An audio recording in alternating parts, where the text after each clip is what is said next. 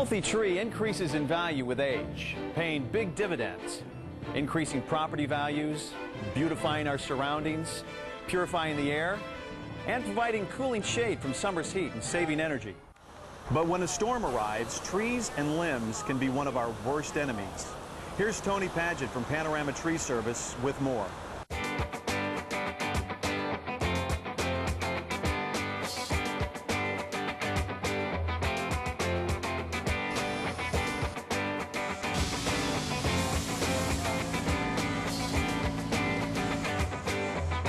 You want to at least have a good 10 to 15 foot clearance off your roof with any limbs. And then you want about a good 10 to 15 foot away from any walls on the home.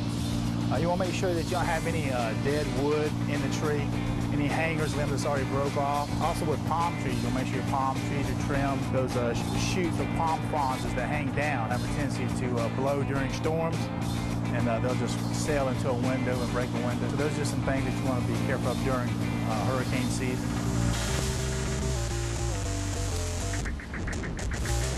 When someone says they're going to prune your tree, they should be cleaning the interior out, all the new buds, dead wood. You want about 10 to 15 foot elevation from the ground up, and that cuts down on wind resistance. The wind's able to blow through the tree. If you elevate it 10 to 15 feet, then you're able to get wind under the tree, so it doesn't just create a lot of wind resistance.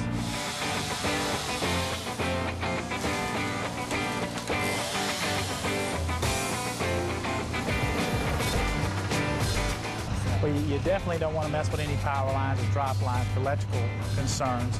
Also, trees are a little bit different. If there's got a wind that's blowing during that time, you know, if you make a wrong kind of cut, it can even do more damage to the home. Proper pruning is essential in developing a tree with a strong structure and desirable form. Trees that receive the appropriate pruning measures while they're young will require little corrective pruning when they're mature. A few simple principles to keep in mind before pruning a tree are as follows. Each cut has the potential to change the growth of the tree. Always have a purpose in mind before making the cut. Proper technique is essential. Poor pruning can cause damage that lasts for the life of the tree. Learn where and how to make the cuts before picking up the pruning shears. Trees do not heal the same way people do. When a tree is wounded, it must grow over the wound. As a result, the wound is contained within the tree forever.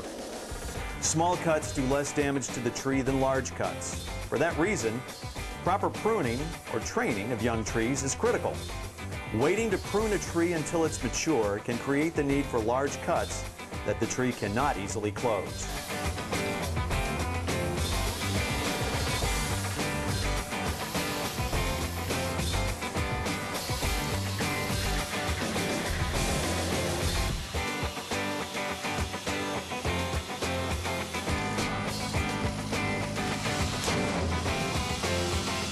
Came out, the homeowner wanted to make sure that her power line, her primary power line, was clear, and then that her drop line that actually fed power to her home was clear of any debris.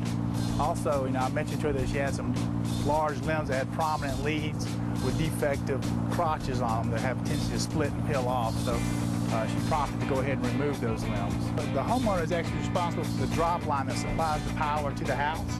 A TICO will come out and trim off 3 foot away from the power lines. You'll just give them a call. For the job today, actually, the guys are going to remove these large branches that have prominent leans over the house. And the way they do that, just cut small, manageable pieces off, starting from the top, going all the way back down to the tree. They're just going to cut nice flush cuts to the tree collar so that the tree doesn't bud out or it can heal its wound properly.